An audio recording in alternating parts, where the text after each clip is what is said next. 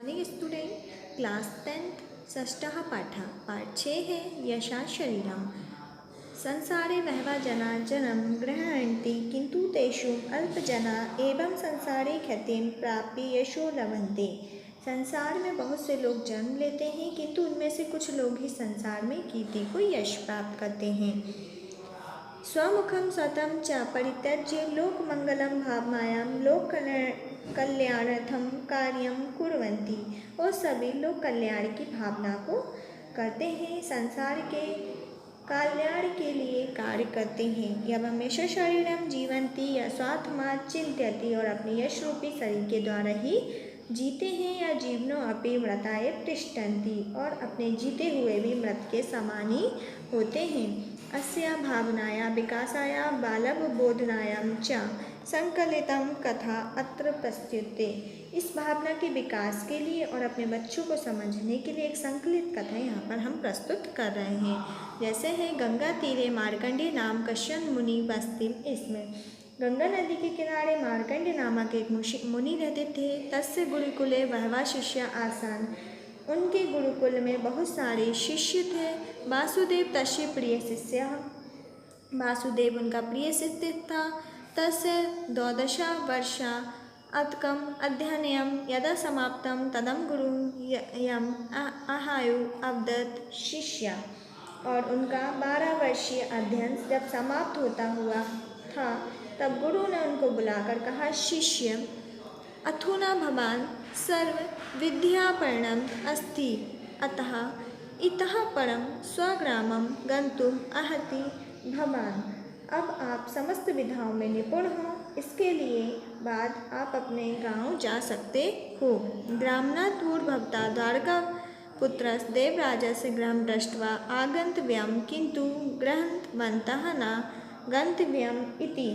जाने से पहले आपको द्वारकापुर में देवराज के घर जाना होगा, देखकर आना होगा, किंतु घर के अंदर नहीं जाना है।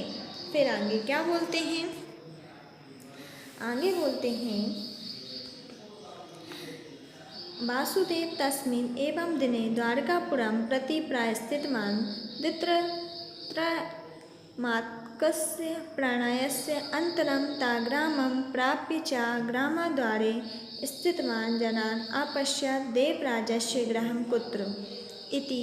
वृथा किमत गम्यते तत्र इति उपेक्षायां वन्दता ते देवराजस्य स्थलं सूचितवन्तः।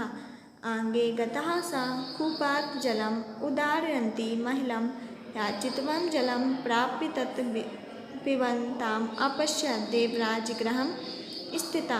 फिर वो द्वारकापुर में जाते हैं। द्वारकापुरम में घर के अंदर प्रवेश करते हैं, देवराज के घर जाते हैं और पूछते हैं, वृथा गम्यते तत्र इति देवराज गृहं सूचितवान्। अग्रे कूपत जलम, और अंदर से एक महिला आती हैं जल लेकर और जल ग्रहण करने के लिए पूछती हैं। तो देवराज बोलते हैं, देवराज गृहं कुत्र, तो ये देवराज का ही घर है।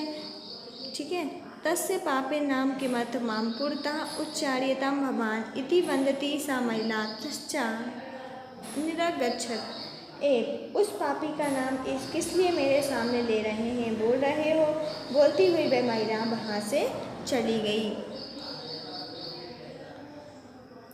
किंचित् द्रगे गृता वासुदेव कंच देवालयम अपश्यत्। वे पूछते हैं, कुछ आगे जाके वासुदेव ने कोई मंदिर देखा था, तो तत्र प्रसादेन भोजन वितरण प्रचलित। इस वहाँ पर प्रसाद के रूप में भोजन वितरण चल रहा था। निरंतरम विभुक्षितम वासुदेवम जनना परंतु उपाविशात। बहुत अधिक भूखा था, वासुदेव लोगों की पंक्ति में ही बैठ गया। भोजन समय स्वपात उपविष्टवन्तः कश्चिन् जननम अपश्यत् वासुदेव देवराजं किं धनिकः इति।